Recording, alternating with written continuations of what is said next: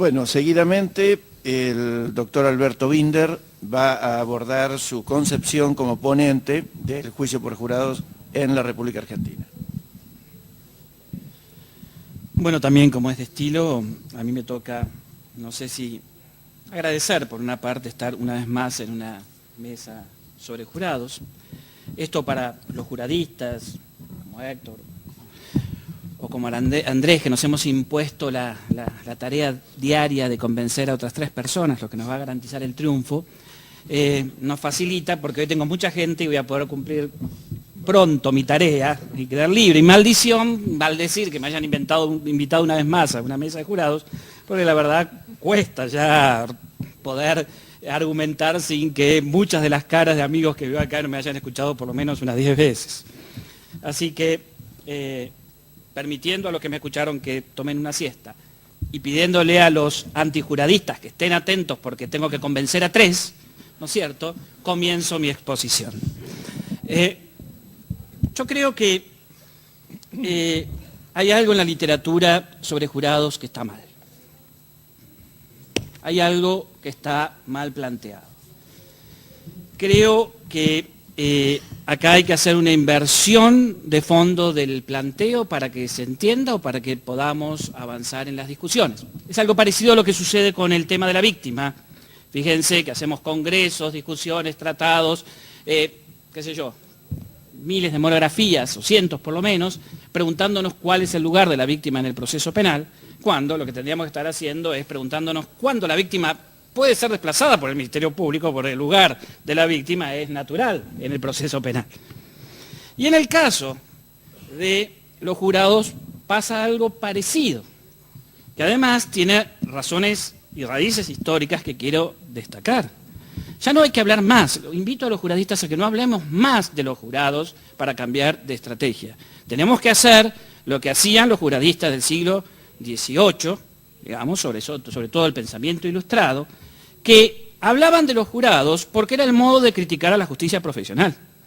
Y ninguna de las ponencias, y eso es una crítica que le hago a los ponentes, pero es común de la literatura sobre jurados, comienzan hablando, tratando de justificar el lugar del jurado en un proceso penal y dando por sentado, como si eso fuera algo provisto por la naturaleza, una ontología de la participación del juez profesional en el proceso. Y la historia de esta, digamos, es al revés. Todo trabajo sobre los jurados debe comenzar, propongo, criticando a la justicia profesional. Es más, hay que leer la Constitución al revés. ¿Saben lo que dice la Constitución argentina durante 3 veces? Está prohibido que los juicios criminales sean juzgados por jueces profesionales. Eso es lo que dice. Lo repito, está prohibido que los juicios criminales, demos por sentado que entonces se conocía la tripartición francesa de faltas, delitos, crímenes, es decir, la mayoría de los que para nosotros son delitos medianamente importantes, está prohibido que los juzguen los jueces profesionales. Como estábamos saliendo de la guerra civil, dejemos que el Congreso organice cuándo los jueces profesionales se retiran de escena pronto. Eso es lo que dijeron los constituyentes. Es fácil explicar entonces que los abogados hayamos pataleado como gatos panza arriba durante 150 años, porque lo que nos estaban diciendo es que nos retirábamos de la escena. Ha sido la más exitosa defensa sindical que ha habido en este país. Claramente. Y esto lo dice la Constitución 4 veces, no 3. Además, la crítica al juez profesional tiene que provenir de que no se corresponde con la tradición jurídica de Occidente. La tradición jurídica de Occidente está pensada para los jueces legos. En sus 2 grandes momentos culminantes, en lo que la tradición jurídica occidental es decir, en lo que conocemos como el derecho romano clásico, recién descubierto en los palimpsestos del siglo XIX, cuando aparecieron las institutas de Gallo, no el corpus iuris civile de la connectio extra ordinem de Justiniano, del derecho imperial, ese derecho romano no está pensado para jueces profesionales porque era inconcebible el juez profesional en el derecho romano clásico. El otro gran momento, esto algunos lo podrán discutir más, pero en su concepción, que es la codificación napoleónica, la codificación bonapartista, está fundada en términos ideológicos, en que la ley es el instrumento racional que en la tradición cartesiana permite que todo ciudadano que tiene el buen sentido, que le permite razonar, comprender y guiarse en su vida práctica por la razón, ese es el concepto y la tradición cartesiana, puede entender y aplicar las normas. Ese es el programa de la legalidad bonapartista. Ninguno de estos dos grandes hitos, y es muy difícil escaparse de estos dos grandes hitos en la tradición jurídica de Occidente, están pensados ideológica, cultural, políticamente para el juez profesional. Dejemos, por eso yo sigo insistiendo en lo que Filangieri decía con fuerza y que repito en mis clases. Tener un sistema que descansa en personas cuyo único oficio es juzgar a los demás, Carrara agregaría, y pagados por el gobernante, es un sistema odioso para cualquier pueblo que ama la libertad.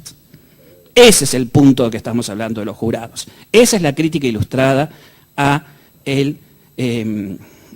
juicio, la crítica ilustrada al juez profesional. Y quisiera que debatiéramos, que alguien me explique que tener un sistema fundado en jueces profesionales nos ha permitido construir una justicia penal, no digo buena, como la gente. Recuerden que usamos esta expresión para decirnos algo que por lo menos es bueno. Nos ha permitido una justicia en manos de profesionales tener una justicia como la gente. Veamos en una pequeña simplemente enumeración lo que hemos hecho nosotros, los abogados y jueces profesionales, con la justicia penal. ¿Cuánto nos ha costado hacerles entender a los jueces profesionales que no se puede juzgar una persona leyendo unas cuantas hojas mal escritas por los escribientes? Siglos. Todavía no lo podemos convencer. Esto es uno de los logros de la justicia profesional. Claro. ¿A cuántos jueces profesionales, cuánto tiempo nos ha costado convencerlos que ser imparcial significa dejar que las partes litiguen, porque son las que conocen el caso y lo han preparado, y que él no tiene ningún tipo de superioridad moral para meterse en el medio, estorbando el trabajo de los demás? ¿A cuántos jueces?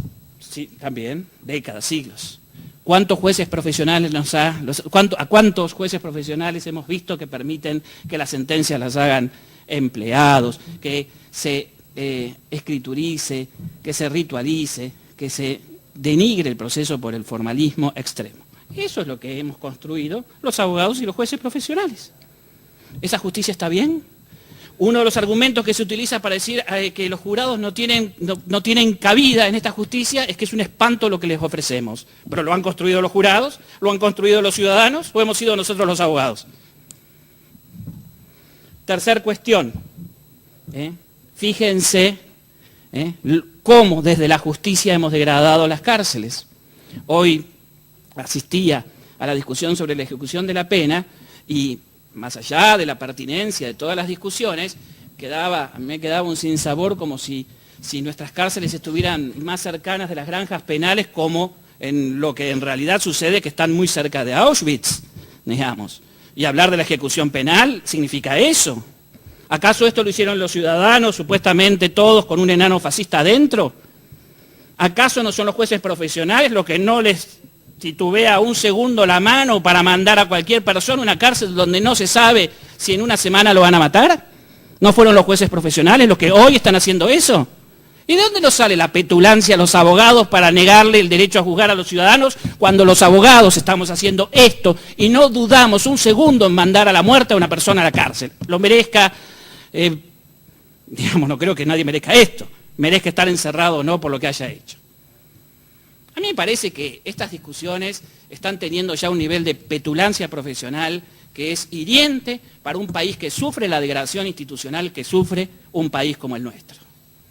Yo recuerdo un viejo artículo de un jurista de nombre, pero que había tenido fuertes compromisos con la dictadura, que era Roberto Lucchi, padre, que por ahí debe andar perdido en la ley, que se llamaba Abogados y Militares, y con un cierto sesgo así, laudatorio, medio escondido, decía que este país, que estaba escrito en el 78, 79, imagínense ustedes, este país lo habían gobernado y construido entre abogados y militares, que de hecho así habían sido los presidentes. Me parece que a nosotros los abogados nos hace falta esto quizás a algunos les va a ser duro, pero nos hace falta algo así como una CONADEP institucional. Porque la degradación institucional a la que hemos llevado a nuestro país es terrible. Degradación en el Parlamento, degradación en el Ejecutivo, degradación en la justicia, y esto provoca permanentemente muertes de personas, abuso del poder que vivimos permanentemente soportando todos. Y esto no aparece en los congresos, no es que nos declaramos en emergencia cultural y profesional por el país y por las instituciones que hemos, digamos, construido. Entonces, y por último, otro elemento que es central en la crítica a los jueces profesionales, y creo que hay que volver a ponerlos claramente, ahora ya sí, después de 25 años de democracia, la justicia penal es clasista. Estamos hablando de cómo metemos a los pobres presos y nada más que eso. Y eso lo hacen los jueces profesionales. Eso es lo que estamos haciendo. Y si se mueren presos. Si no comen, se mueren pobres. Si no comen, bueno, tampoco comen libres, así que no coman en la cárcel. Digamos, los componentes clasistas de la justicia penal son evidentes, hirientes y cada vez peores, porque están acompañados de una impunidad cada vez más atroz de los delitos innumerables de un país defalcado por sus burguesías, sus clases medias que aprovecharon privilegios minúsculos y sus dirigencias. Me parece entonces que si pretendemos o nos damos cuenta que la abogacía ha cumplido algún papel dirigente en este país, tenemos que tener una mea culpa muchísimo más profunda de la que estamos teniendo y dejar de sostener petulantemente que somos los únicos que podemos administrar el derecho con corrección porque garantizamos la verdad, la racionalidad y la corrección de las formas y la aplicación de los tratados, de los derechos. ¿Alguien puede creer esto? ¿Alguien con sentido común puede creer esto realmente? Bueno, terminada esta primera parte, producto de que si no debatimos de modos nuevos, esto se va a parecer a la quinta remake de alguna novela de Andrea del Boca o de Thalía, digamos. Marimar, por sexta vez, a las 3 de la tarde, digamos. Y algo queda. Quisiera tomar dos elementos que hoy modernamente se usan para atacar el tema del jurado, el problema del jurado, no sé ya cómo llamarlo, que se suman a la batería antijuradista oblicua o directa, digamos, para frenar el establecimiento del juicio por jurados. Uno es el problema de la fundamentación y otro es el problema del recurso, que tiene que ver con los temas que estamos viendo aquí, muy brevemente porque ya me quedan 5 minutos. Lo primero que tenemos que tener en cuenta es no pensar, a lo que nos tiene acostumbrado el análisis secuencial, que es un modo de análisis del derecho procesal penal que sí debemos abandonar cuanto antes, en términos teóricos y en términos pedagógicos, porque nos lleva a caminos en el bosque, a caminos que no van a ninguna parte. El problema no es el recurso, no es el medio impugnativo, es seguir pensando en el trámite. El problema es el control de la decisión, claramente. Y si ustedes se dan cuenta, el modelo de juicio por jurado es un modelo que por sus características es mucho más controlado que el modelo del juez profesional. En primer lugar, esto que se pone a veces como una debilidad, el jurado es mucho más dependiente, totalmente dependiente del litigio de las partes. Bienvenido sea, eso da más control. La imparcialidad se logra cuando hay un buen litigio de las partes. Mayor control. En segundo lugar, los jurados normalmente están controlados por las instrucciones previas de los jueces. En realidad, todos los sistemas, y a esto histórico también, si tuviéramos más tiempo los habíamos desarrollado, todos los sistemas son sistemas de colaboración entre algún tipo de profesional y los ciudadanos. Pero hay un control a través de las instrucciones. En tercer lugar, el juicio de jurados está mucho más controlado porque tiene juez de garantías. El juez que dirige el debate es un juez de garantías del desarrollo del juicio, sin compromisos con la toma de decisión, cosa que no tiene el juez que tiene que estar tomando nota sobre lo sustantivo, o salvo en esta división informal que se hace, que es impropia y objetable, en la cual el presidente ejerce ese control de legalidad y los otros dos están tomando nota sobre lo sustantivo. Es decir, uno distraído, otro atento, que es el relator, y otro pensando, Dios sabe qué, para hablar de lo que ocurre, ¿no es cierto? Se dan cuenta entonces que desde el punto de vista del recurso genera un mayor control. En cuarto lugar, ¿no es cierto?, la idea de, esto nos vincula control con fundamentación, el jurado obliga a rescatar una de las instituciones procesales más olvidadas y quizás más importantes, que es la deliberación.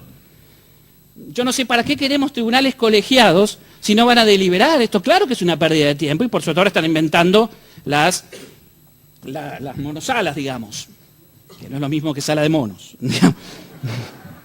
Las monosalas, digamos, que son de una derivación de las salas de los tribunales colegiados, pero tienen un quiebre importante. La deliberación es parte central en el proceso de control y estabilidad de una toma de decisión tan importante que puede mandar a una persona, como veíamos hoy, el resto de su vida a Auschwitz.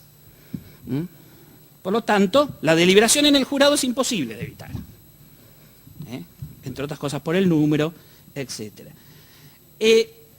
Se sostiene esto últimamente de que la amplitud del recurso que están sosteniendo los pactos, o la amplitud del control, hablemos, creo que esto es mucho más propiamente, que sostienen los pactos, dificultaría más a los jurados. No tiene nada que ver, el sistema de control finalmente es el mismo. Es decir, me parece que estamos haciendo exageraciones sobre Herrera Ulloa, no porque no haya que darle todo la amplitud que reclama la Corte Interamericana, y me parece un mensaje excelente esto que le está diciendo a los países: señores, condenar a una persona es algo tan importante, de tanta trascendencia, que no se pueden poner exquisitos en limitar los controles. Y si tenemos claro que estamos hablando solamente del control de la condena, esto me parece que es un mensaje muy importante en esta época de debilitamiento de las garantías y sobre todo de frivolización del poder penal, que es algo que debemos agregar a la expansión del poder penal. El poder penal se expandió y la fase final de la expansión es la frivolización, parafraseando a Lenin, digamos. ¿No es cierto? Entonces esto, Herrera Ulloa nos llama diciendo: no, es tan importante que tiene que hacerlo, pero esto no implica ningún tipo de diferencia entre el fallo de un juez técnico y el fallo de jurados. Al contrario, porque como estamos acostumbrados a esto en pensarlo bajo la lógica inquisitorial y la lectura del expediente, a nosotros nos parece que es una segunda instancia, devolverle el efecto devolutivo al tribunal. No, es simplemente que las partes van a ir a litigar con las condiciones del litigio, con las restricciones del litigio, con los límites del litigio, que hemos reconocido siempre, los litigios de control, nada más que no están limitadas en los medios que pueden utilizar para convencer que la decisión es errónea. Y esta amplitud está siempre vinculada a que es un fallo de nulidad, es un fallo que dirá: sí, me convencieron o me dejaron a mí la duda de que este fallo puede ser erróneo, vayan y háganlo de nuevo. Vinculado estrechamente o directamente, ineludiblemente al reenvío, como yo creo que hay que interpretar a Herrera Ulloa, esto no genera ningún tipo de problema, digamos, y llama la atención sobre las condenas. No veo cuál sería la dificultad que esto mismo se pudiera hacer respecto de los jurados. Ninguna. Al contrario. Justamente el peso que había antes en la fundamentación ahora cae, porque uno puede saltarse la fundamentación e ir a mostrar que la valoración que se hizo es errónea, o por lo menos ir a generar duda en el tribunal que controla. Todos los que estamos acá hemos leído sentencias hasta el cansancio, ¿cierto? ¿Ustedes creen que las sentencias satisfacen, la gran mayoría de las sentencias satisfacen lo que es una fundamentación republicana? Quitémosle las 45 o 60 páginas de repetición, que son repeticiones de los dichos de la parte, de las constancias de autos, porque tienen el estilo literario del dictamen de fin de expediente. La foja está, bueno, es lo mismo. Quítenle todo lo que tienen la otra perversión, que son las sentencias monográficas, donde están las notas al pie, Jacobs, Roxil, los debates, que no se entienden. ¿Qué queda de fundamentación real en términos de sentido republicano? Si encima, además, uno de los elementos fundamentales de la fundamentación de la sentencia, que es la lectura con sentido, lo hemos convertido en un trámite que ya ni siquiera es entrega de copias, sino cualquier cosa. Entonces, ¿de qué estamos? ¿Qué hemos hecho los jueces profesionales y los abogados profesionales de la fundamentación? En fin, en esta, digamos, exposición deshilachada, buscando caminos nuevos donde ya solo uno ve pisadas y huellas por todos lados, digamos, lo que quiero señalar es que pongamos las cartas sobre la mesa. A los abogados no nos conviene que estén los jurados porque nos quitan el monopolio del ejercicio jurisdiccional. Y esto es una lucha de incumbencias, no es una lucha ideológica. Es más o menos lo mismo que los escribanos con las sucesiones y los contadores con la declaración de impuestos, ¿no es cierto? Nada más que estamos jugando con fuego porque la república se degrada, la democracia se degrada y a todas las promesas incumplidas de la democracia estamos agregando esta. Muchas gracias.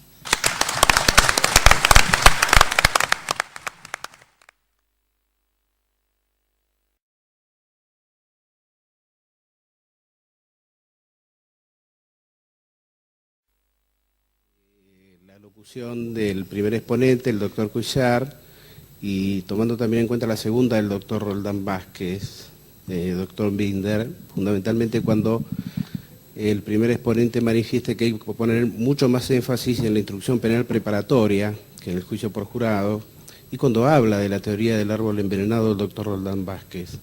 Específicamente, doctor, en el ámbito judicial donde yo me manejo, que es en la provincia de Buenos Aires, la instrucción penal preparatoria prácticamente le da una gran atribución a la policía. Es más, la policía tiene la capacidad de realizar las pruebas periciales, que muchas veces nosotros sabemos que son fundamentales a los efectos del juicio oral. Sabemos también que tiene mucha capacidad en cuanto a la toma de las declaraciones testimoniales de las personas que han sido justamente testigos del ilícito que se va a enjuiciar. Hubo muchos casos en el ámbito donde yo me manejo en la provincia de Buenos Aires, donde todas estas pruebas han sido manejadas en el ámbito de la provincia de Buenos Aires. Es más, muchas veces algunos defendidos me han dicho, doctor, acuda a la prensa, por ejemplo, porque me han empapelado, como se dice vulgarmente, me han empapelado en la comisaría. Yo firmé esto, pero no sabía lo que era. Es decir, ¿cuál es la reacción de un tribunal por jurado, de un juicio por jurado, cuando ellos tienen que recibir el elemento probatorio y fundamentalmente en aquellos actos procesales que son irreproducibles y que justamente están a cargo del órgano preventor? Que cuando en otra situación, esta es la pregunta específica, ¿no? Que en otra situación por ahí necesitamos una certificación por un escribano, vale la firma del comisario certificando las actuaciones del perito en balística, del perito en alcoholemia, del perito de la parafina, y son actos procesales irreproducibles. ¿Qué hace el juicio por jurado en esa situación, doctor? Está claro, doctor. Contesta.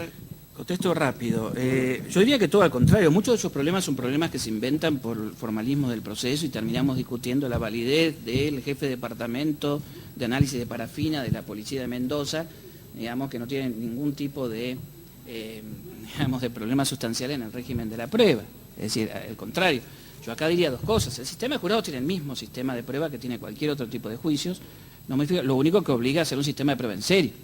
Y esto tiene, respecto de la idea esta de que es importante la preparación del juicio, claro que es importante, pero la sala de comando de todo el proceso penal está en la audiencia oral, en el juicio oral. Y ahí tenemos que tener claro, hoy los jueces profesionales tienen miedo a absolver, tienen temor a absolver. Esto es una de las razones más para llamar a los ciudadanos, y hasta puedo justificarlo, porque muchas veces los van a echar si absuelven correctamente. Pero tengamos en cuenta que estamos en una situación en la cual, si los jueces aplicaran en la mayoría del país las normas más elementales de nulidad o de valoración de la prueba, tendrían que absolver en una enorme cantidad de casos porque están mal preparados y mal litigados por los fiscales. Y por lo tanto, no se animan a hacerlo. Prefieren, normalmente, la justicia prefiere prescribir antes que absolver, y eso también es degradación institucional. Doctor Pastor.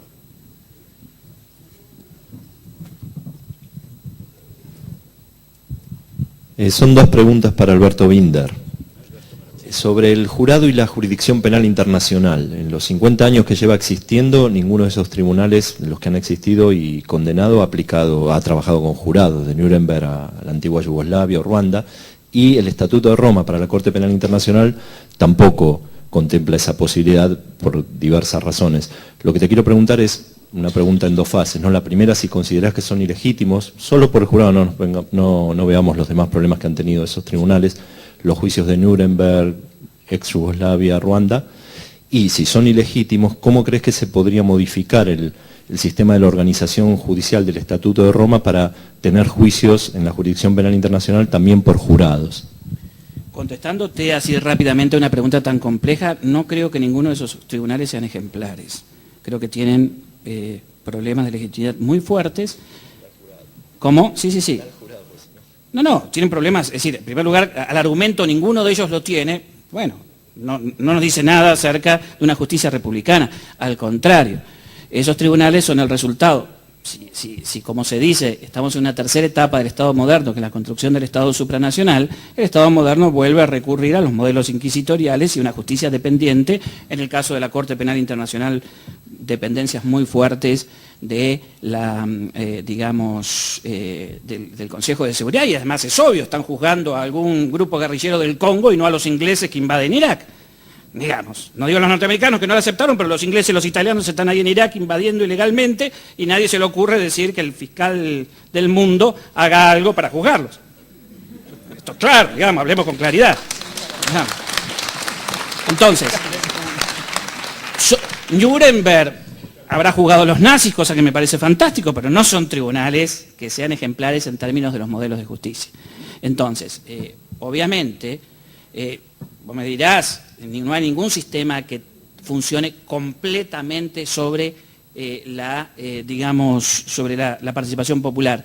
Obviamente en el diseño de la sociedad moderna habrá que pensar casos en los cuales los jueces profesionales tienen que decir. Yo les había dicho que en términos históricos uno puede demostrar que en la tripartición de la sentencia, digamos, propia del derecho germano, entre el Richter, el Reichsfinder y la asamblea que aprueba, están como los tres elementos constitutivos de la actividad jurisdiccional que siempre han generado formas de colaboración entre distintos estamentos y que esto sigue hasta hoy día, por lo cual en realidad siempre hay una mezcla de estos tres estamentos en todo acto de juzgar y habría que respetarlos teniendo en cuenta que hay muchos elementos de tradición, porque también así es el derecho romano. Así que, contestándote rápidamente, no me resulta extraño que los tribunales internacionales no hayan tenido formas republicanas muy claras porque, más allá de sus buenas o malas causas, han sido más bien manifestaciones de los poderes centrales. Doctor Crivelli.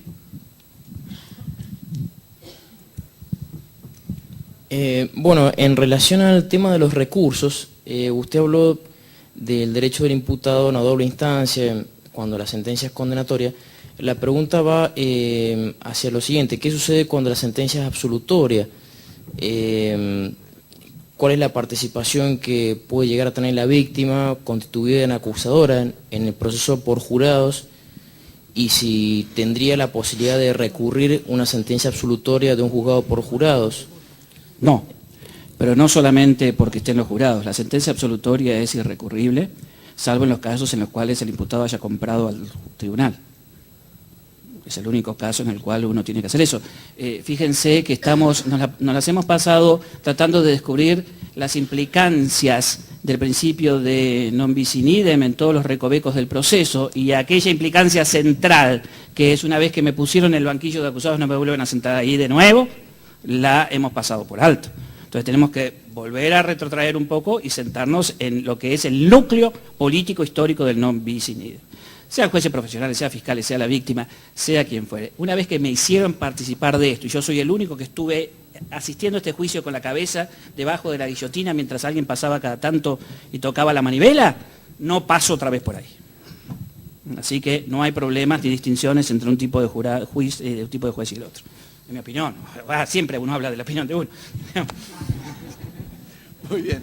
Perdón, hay dos colegas que no anotamos los nombres, pero que habían levantado hoy la mano y ahora se los pido, por favor.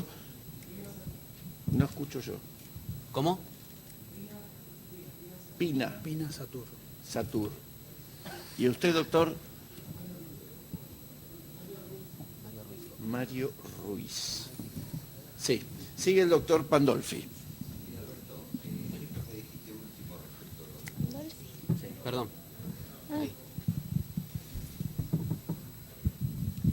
Te preguntaba lo siguiente, Alberto, esto que dijiste en relación a los recursos, que te preguntó Crivelli antes, no está reflejado en el texto actual del proyecto del INESIP que yo conozco, por lo menos, que no está reflejado tu opinión, y no me sorprendería demasiado porque sé que cambia de opinión a veces, pero me refiero a que en el texto del proyecto del INESIP que yo conozco, no está instrumentado de esa manera, estrictamente, ¿no? Es decir, yo participo de esa opinión, pero me parece que habría que dejar a salvo, en el caso de la víctima, tengo más dudas en el caso del fiscal. En el caso del fiscal me parece que directamente no. Yo no sé si habría que ser tan estricto, limitando únicamente al caso del dolo, es decir, del tipo que compró al jurado, llamémosle, ¿no? Yo creo mucho en el derecho a la tutela judicial de la víctima, por encima del Ministerio Público. Creo que es totalmente inconstitucional cualquier limitación, la forma de querellante adhesivo, particular, damnificado, todas esas fórmulas que limitan a la víctima, lo saben bien. Pero creo que ese derecho se manifiesta plenamente, sobre todo cuando estamos hablando de lo penal, en el juicio.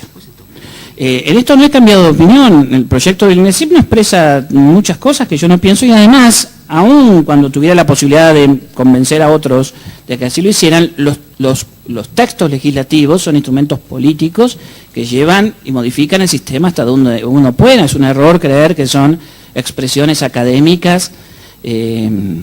Digamos, esto lo hemos discutido en muchos países, y hay veces que, bueno, que la conciencia de lo que se puede hacer prima, como prima en la política, que tiene estas limitaciones, así que no veo tampoco que uno tenga que avergonzarse de esto. Esto en cuanto a la primera pregunta. De todos modos, sí hay algo que es muy importante, que es romper con los motivos únicos de impugnación y con el balance de motivos, porque el recurso del imputado, el recurso de la víctima y el recurso del fiscal tienen motivos distintos y alcances distintos, claramente. Eso sí está en las nuevas legislaciones. Sí, buenas tardes. Ante todo yo quiero dar una opinión desde el abogado que está litigando todos los días, de aquel que se golpea los dientes contra la mesa de entrada de los tribunales, y se ha hablado de eficiencia. Yo no sé si el juicio por jurados va a llevar a una mayor eficiencia de la justicia, dado que, como señalaban algunos colegas, todo el problema surge en especial en la instrucción penal preparatoria. Por el otro lado, atado a la teoría tradicional y un poco a lo que decía el doctor Cousirat, me asusta el juicio por jurado. Y me asusta el juicio por jurado porque acá se ha dicho, por ejemplo, que va a depender de la habilidad del abogado o del fiscal para hacer razonar al testigo. Lo dijo usted, doctor. Y yo pregunto, ¿acaso el testigo no es aquel que declara lo que percibió y lo que cayó bajo sus sentidos? Me asusta el juicio por jurado porque de pronto se habló de condenas de delincuentes de poca monta y se habla de la íntima convicción. Y entonces mi pregunta es, ¿quiere decir que aquel testigo que impresionó mejor al jurado y talló profundamente en su ánimo de absolución o de condena, va a producir en esa íntima convicción, sin la valoración de las pruebas que se hayan incorporado, por ejemplo, de peritos? Y acá viene la pregunta. ¿Cómo vamos a hacer? Por favor, doctor. Sí, ¿cómo? Concrétela, Sí. por favor, digo. ¿Cómo vamos a hacer para seleccionar al jurado para que tenga la altura de poder interpretar las normas jurídicas, aparte de la instrucción que le dé el juez? ¿Y cómo vamos a hacer para que esa valoración de la prueba sea conforme a lo que establecen los códigos procesales? Bien, contesto brevemente, son preguntas que merecerían largas explicaciones. En cuanto a la valoración de la prueba, yo insisto de que no hay problemas. En primer lugar, no veo que haya diversas condiciones de litigio sobre los hechos en el juicio. Se trata de un juez técnico o un juez profesional. También un juez necesita abogados que interroguen y contrainterroguen a los testigos. No es que lo dejamos al testigo solo ahí, salvo que querramos que sea el juez el que lo interrogue, que es pésimo sistema. Así que, ¿cuál sería y va a depender de la habilidad de los abogados en interrogar y litigar? Eso, es decir, que el juicio dependa de la habilidad de los abogados en litigar. ¿Cuál es el problema? Esto es así, este es el trabajo nuestro, inclusive como abogados. Así que en cuanto a la valoración de la prueba, no veo problema. El sistema de íntima convicción no significa, no ha significado, y sobre todo se ve claro en la formulación clásica francesa, 1808, no significa que el jurado tenga un sistema irracional. Yo en esto difiero un poquito con lo que dice Pepe. Yo creo que la valoración de la prueba es el impacto que tienen, es decir, así dice, sopesar las razones de uno y otro y ver el impacto que tiene sobre el buen sentido del jurado. Es un sistema de deliberación y de análisis, no es con es equivocada aquella frase de Couture de la que hay íntima convicción es fallar con la prueba, sin la prueba, contra la prueba. Eso no es así de ninguna manera, forma parte de los sistemas de libre convicción y racionales. Lo único, no se pedía la fundamentación. Yo creo que esto no hace hoy día la esencia del jurado en ese tipo de cosas. Puede ser, que es algo distinto en esto, sí puede ser que el jurado pueda tener tipos de argumentaciones distintas al estilo de condiciones de legitimidad, que le parece desbordado el poder del Estado, y allí puede cumplir algunas funciones distintas a las que estamos acostumbrados. Sí estoy de acuerdo en esto de que tiene una naturaleza distinta, pero no cambia las condiciones del litigio, al contrario, las depura. Otro de los, yo me había olvidado de esto, de los mecanismos que hacen que que los juicios por jurados sean más controlados, es que normalmente tienen mecanismos de selección de jueces, de los jurados, mucho más complejos y controlados que el juez que te toca por competencia, por sorteo o por turno. Así que, en ese sentido, ya sea los sistemas complejos donde digamos, se hacen sucesivas audiencias de selección de jurados, que quedan también bajo condiciones de litigio, con control del juez, con posibilidades de control, de tachas sustantivas y tachas sin causa, bueno, todas esas complejidades que hay, pero así se puede seleccionar muy bien el jurado, y también se puede ir a sistemas más simples, pero que siempre van a tener mayor control, me parece, que el del juez asignado, de una manera en la cual el sistema que uno tiene de recusación y excusación es muy tosco. Inclusive, recuerden que la mayoría de los códigos tienen sistemas de números clausus de excusación y de recusación, con lo cual la pregunta sería, ni siquiera se permite un control adecuado del juez que me ha tocado. Por eso digo que siempre tenemos que invertir la discusión, porque pareciera que estamos ontologizando la participación del juez profesional, que tiene todos los defectos que le asignamos al jurado, los vamos a encontrar potenciados en el juez profesional. Muy bien. Doctor Ruiz.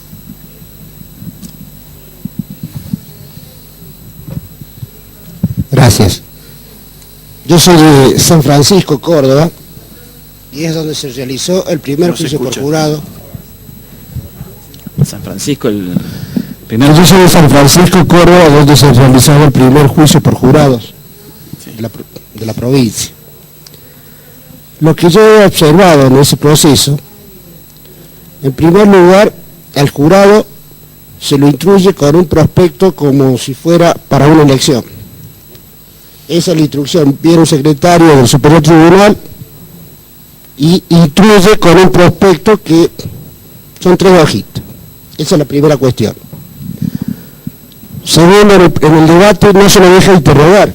A los jurados no pueden interrogar, que es la otra cuestión.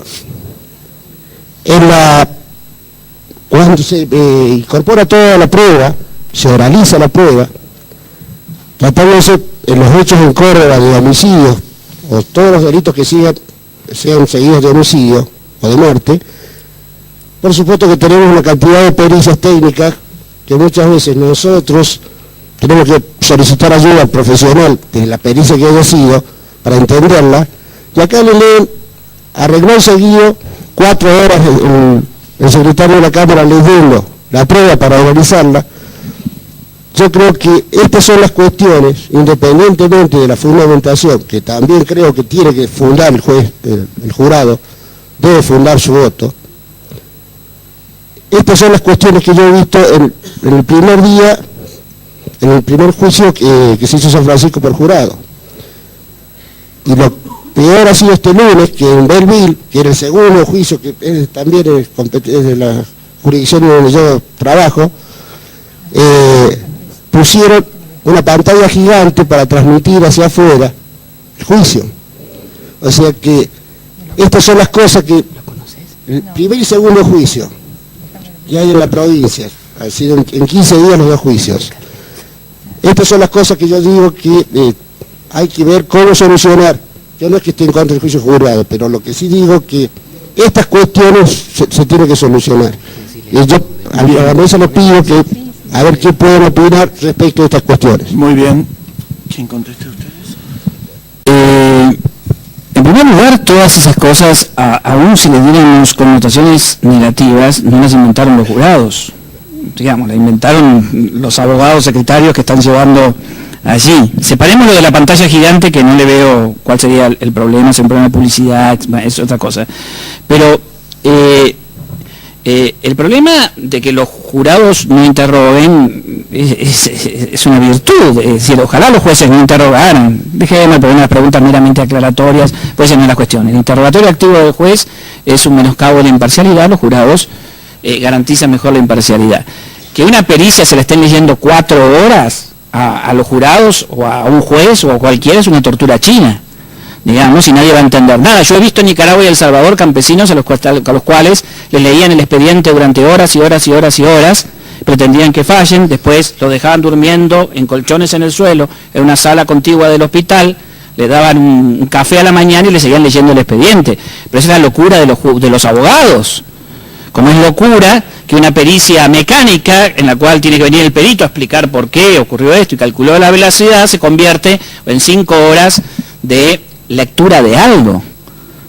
Bueno, pero esos son defectos de cómo los abogados y los jueces profesionales hemos construido el litigio. El argumento de Pedro se reduce a esto. En las condiciones en las que hoy nosotros hacemos los juicios, los jurados no pueden fallar. Por lo tanto, esto nos lleva a una aporía, porque nunca vamos a mejorar los juicios o tenemos que esperar una especie de evolución de las especies para que hagamos los juicios bien y luego puedan aparecer los jurados en determinado momento, pero esto no lo hicieron los jurados, estos son defectos de los jueces profesionales. Y este defecto de los jueces profesionales no es un mal de los argentinos, es exactamente lo que criticaban los ilustrados, porque es la forma de funcionamiento del modelo inquisitorial que inventó la justicia profesional. Por eso digo, insisto con esto que decía antes, todo análisis sobre el jurado, todo trabajo sobre el jurado debe comenzar con una crítica al juez profesional como emanación del modelo inquisitorial y lo que eso significa en términos históricos. Claramente. Así que esos defectos se pueden superar y el jurado ayuda a superarlos. Bien. Sigue el doctor Nicora. Si no pensás que justamente no es el jurado la forma de empezar a entender cómo se litiga y de alguna manera los problemas del IPP no los viene a curar la oralidad, no los viene a curar la litigación y no los viene a curar el jurado. Sí, es decir, el día que tengamos juicios depurados, es uno de los métodos y de los más eficaces para corregir la formalización de la instrucción. El día que jueces, y si tengamos jueces profesionales, venga el fiscal y cada papel que le presente lo empiecen a tirar para atrás y empieza a decirle, bueno, ¿qué tiene? Y los fiscales empiezan a decir, no tengo nada, entonces lo absuelvo, digamos, esto va a empezar a cambiar la fórmula de trabajo del IPP. Si lo que no podemos resolver en toda América Latina es que cuando los fiscales vienen con esto y los jueces se dan cuenta que no tienen nada, si empiezan a aplicar las normas de un modo estricto y saben que a la tercera absolución tienen un apueblado, los echan, ¿qué hacen? Empiezan a hacerle el trabajo al fiscal, a cerrar los ojos y a jugar con los ojos entrecerrados, tipo chino, a mirar así. Esta es la forma en que se está degradando el juicio oral en todos los países y cómo los jueces profesionales ceden a la presión social y no se plantan, generando un efecto, un círculo virtuoso, digamos, que empuje a cambiar el mecanismo de trabajo de los fiscales. Así que claro que se puede lograr. Los jurados ayudan a esto, salvo que ocurra, porque esto ha pasado, que pongan a los jurados y estén horas leyéndole los papeles, pasándole los papeles rápido por encima, que también puede ocurrir, pero bueno. Esas son las peleas que hay que dar. Alberto, no voy a caer en la tentación de hacer una defensa gremial, porque me imagino que tenés pensada la respuesta y no te voy a dar la oportunidad, no voy a hacer defensa gremial. Sí te aclaro que, y no te quiero meter presión, pero de la respuesta que me des a las preguntas que sí te voy a hacer puede ser que influya mucho en mi vida, pero igual quédate tranquilo porque vos sabés que yo tengo ganas de poner un restaurante, así que eso no hay problema. Y mi pregunta es la siguiente. voy a tomar la visión apocalíptica del rol de los abogados en el deterioro institucional y la voy a tomar toda como cierta. Y además coincido plenamente en la capacidad de la gente para juzgar y creo fervientemente en el jurado y en la posibilidad de una mejor solución de conflictos a través de la participación ciudadana. El problema que veo, y partiendo de la base de decir jurado sí, es un riesgo. Tomando la metáfora de Pepe dice el jurado lo que va a hacer es el que decide si entra a la jaula o no entra a la jaula. El problema es quién nos lleva hasta esa puerta. Porque lo que veo es poco trabajo en el procedimiento previo, en las ideas que hay sobre jurado, en cómo hacemos para que este sentido común o participación ciudadana en la decisión, por ejemplo, de lo que vos planteaste de la selectividad y el clasismo en el funcionamiento del sistema, no va a hacer que el jurado termine siendo un manto de legitimación para un clasismo que va a seguir existiendo, pero que se va a dar en las etapas anteriores del proceso. Y la segunda pregunta es, ¿qué rol te parece que nos queda a los abogados y a la comunidad jurídica? Sí que no queda alguno, porque mis padres se pusieron muy contentos cuando me recibí, vos estabas. Entonces yo quiero saber qué decirles ahora. Gracias.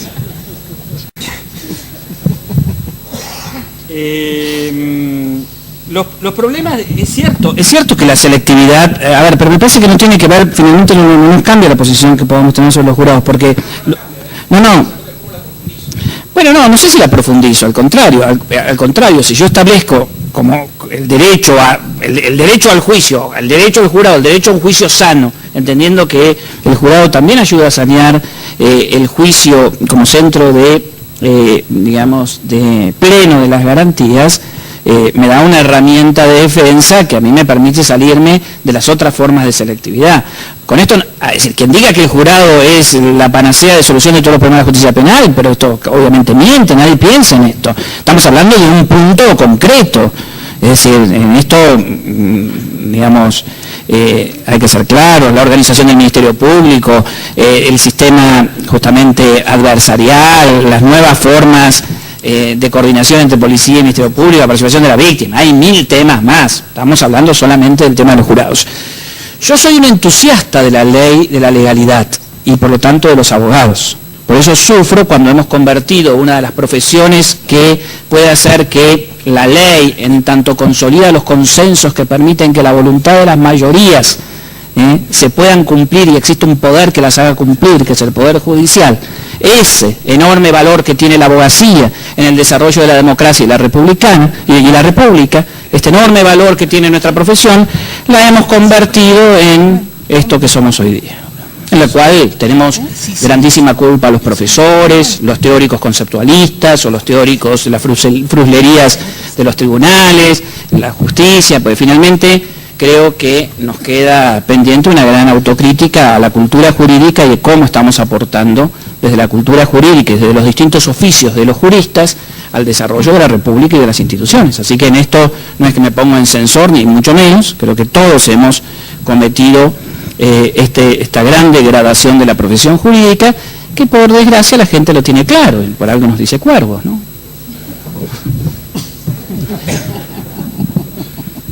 Así que te sigo entusiasmando que seas abogado, es una profesión hermosa en la construcción de la República.